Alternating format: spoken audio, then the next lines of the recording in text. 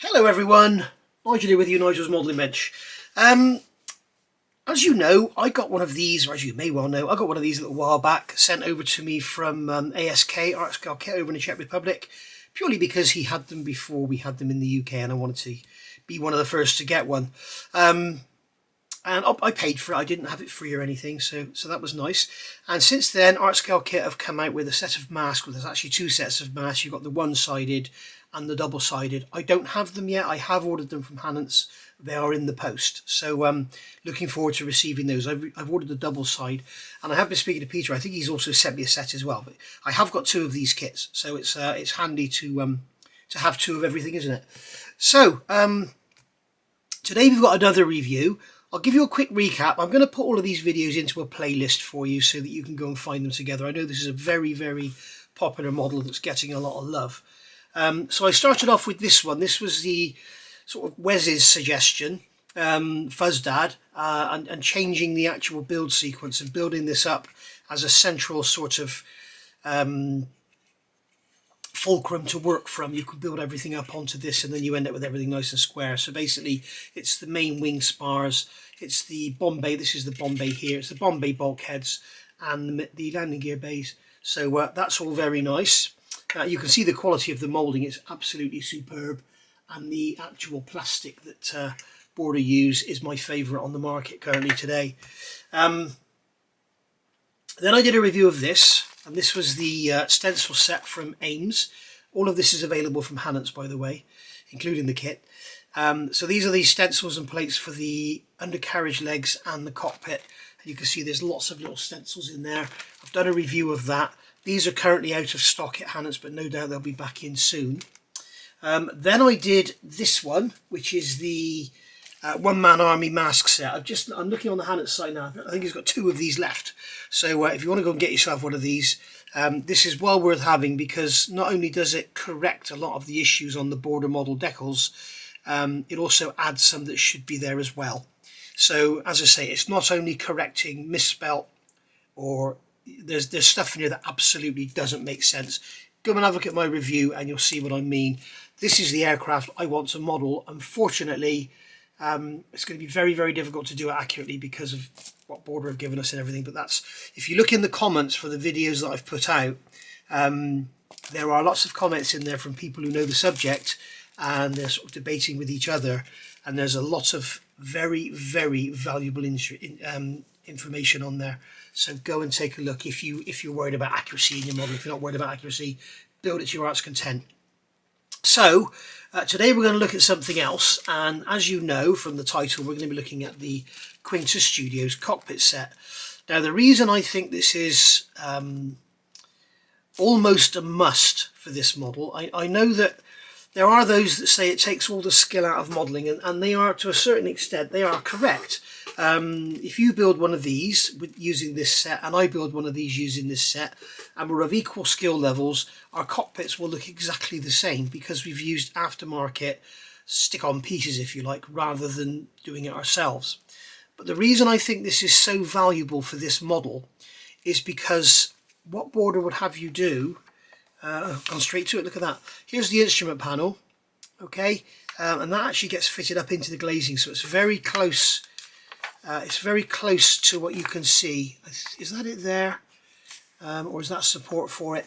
It's actually right up in the glazing, so it's extremely visible through the clear canopy. And believe me, the clear canopy in this kit is beautiful. You've also got all this detail on the bulkhead at the back of the cockpit, and you've got a lot of detail going in the sides. You've got throttle levers here, you've got lots of radio gear, which is all underneath the hole where the gun is. You've got stuff in here, as you can see.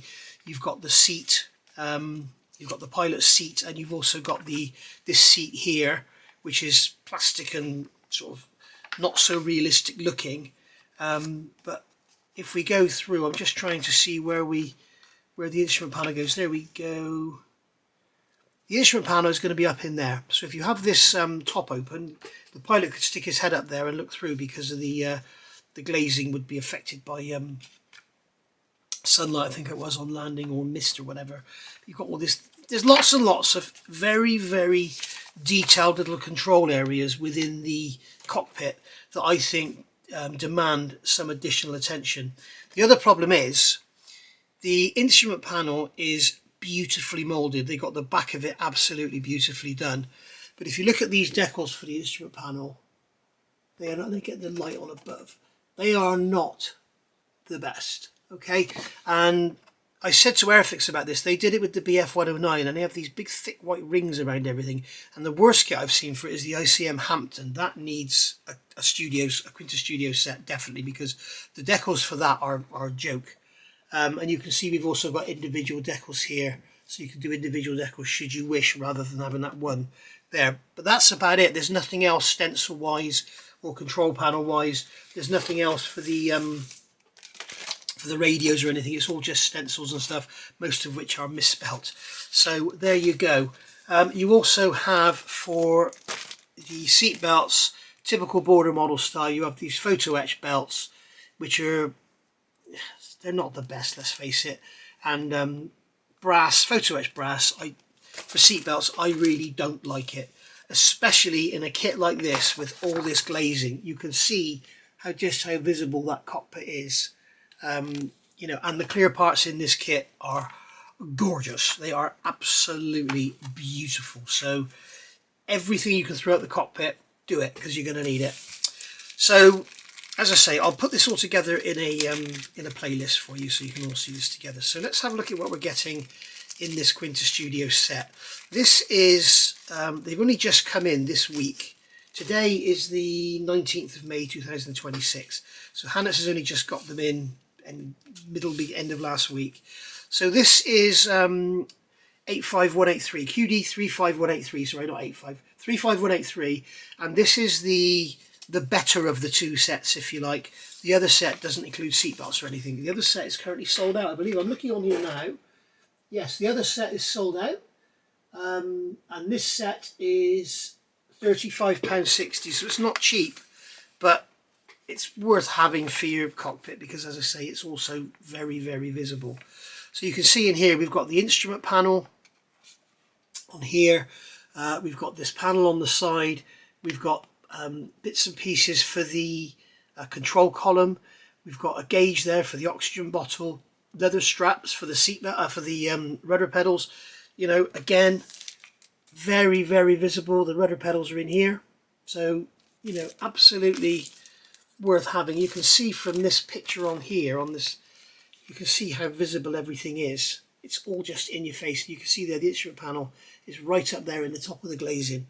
So all of this is going to be very, very visible.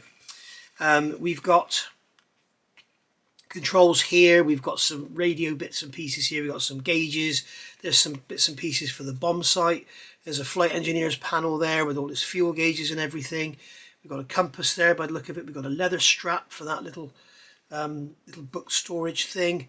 You can see we've got a leather flap there for the top of that little leather pouch, and then we've got all the beautiful detail there for the control columns and everything. Again, these are made as decals, but go back and have a look at my my Gannet build. I used the Quinta Studios kit in that. Absolutely awesome.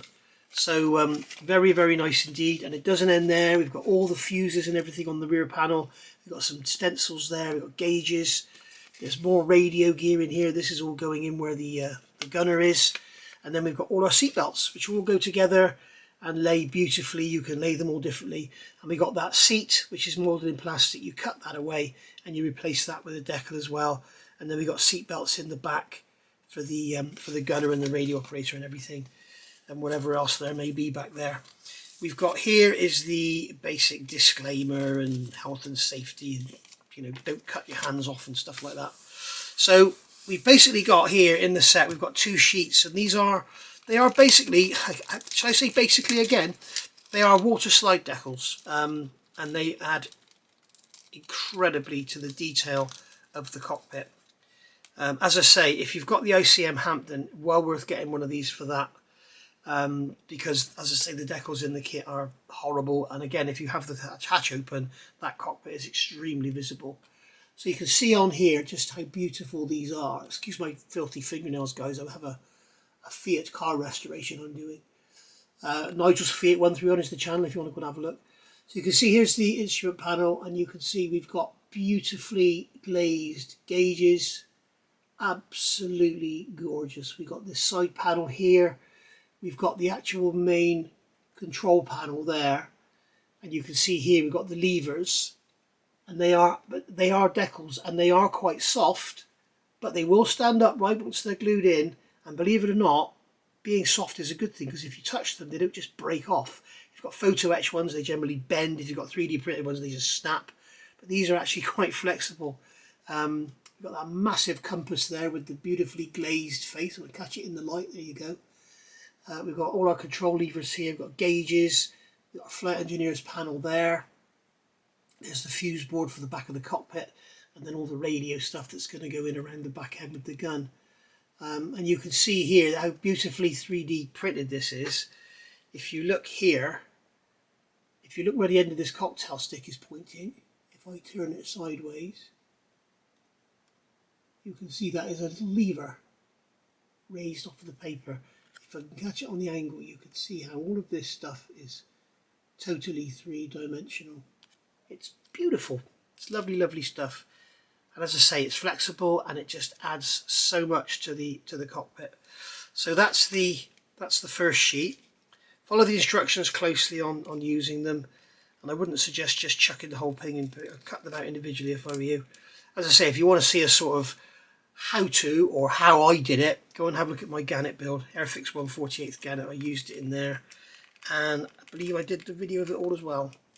So here are our seat belts, and it's really nice because with Quinta Studios they don't just do like a generic set of seat belts. Each one is individually done for the kit, and I can't get this out. Come on, you don't want to come out, do you? You're shy.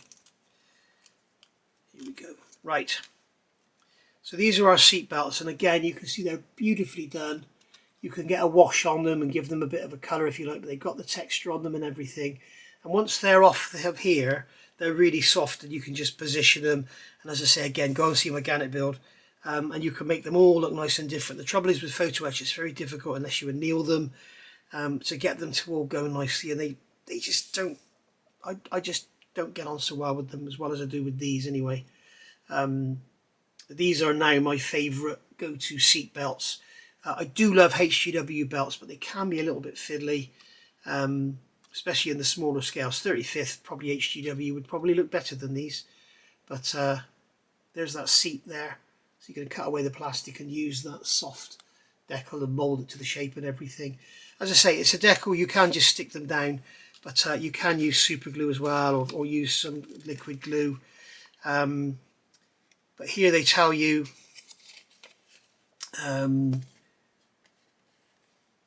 they do tell you how to use them here. Here we go. Prepare plastic kit parts for use, in some case removing raised details.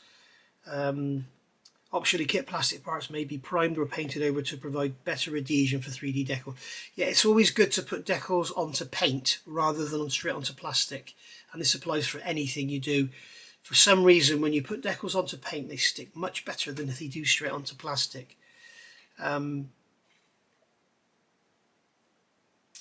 When using microscale metal foil adhesive, make sure it's transparent first, then glue the part. Separate the 3D decal part from its base, submerging it into warm water just as you would with a conventional waterside decal, then position it on the plastic part, give it some time to dry, approximately 20 minutes. To ensure extra adhesion, you may want to use cyanoacrylate glue applied to the side of the 3D decal part. Use care. So basically what they're saying is use like a liquid, something like crystal clear. We've got here, or we've got this new one from MIG Ammo, all available from Brooks Models. And this one here is brilliant. It's a matte ultra glue, so you don't end up with shiny bits everywhere. But you can thin it down a little bit as well. So it just gives you an extra bit of adhesion, and then you can stick the parts down. And sometimes they'll have to bend them, and they will bend easily because when they've been in water, they're soft. They're not like the Fox Studios ones. They're soft, and you can make them conform to whatever you want. So there you go. So you've got a full set of instructions in there, and you've got a full set of particular instructions to this set. So there we go, guys. That is the cockpit for this one. You will see me using this because I am going to do a build of this kit, and I may do this after I've done my Matilda alongside the Su-34 I want to do as well. But yeah, my mojo is back and I want to build this kit. I'm looking at Wes's videos, and they are very, very sort of, they make you want to have a go. But and I think this will be an easy build after that Matilda tank as well. If you're watching that, I've just put part 8 out, I'm just uploading it now in 4K actually, because I've got full fibre now into the house. I've got a fibre optic cable coming into the house, so I've got much better internet now. So much faster upload. It's doubled the upload speed, and it's trebled my download speed. So very, very good. So I might start doing more videos in 4K now. But I won't be recording them in 4K because you get a ridiculously low time on the camera, but I'll put them out in 4K, so it'll be sort of 3.5K or something, eh? Right, I'll see you all soon. Thank you for watching. As I say, this is available from Heinkel right now. I'll put a link in the description. £35.60 and worth every penny in my opinion, especially on an aircraft like this. Something like a 72nd scale Vulcan or a 72nd scale Victor. Is it worth it? Is it, you know, not really. But something like a Su-34, I've just got a Quinta Studios set for that. You've seen a review of that. You know, big glass canopy, beautiful clear plastic part. It's worth throwing everything at the cockpit. So there we go. Thank you for watching.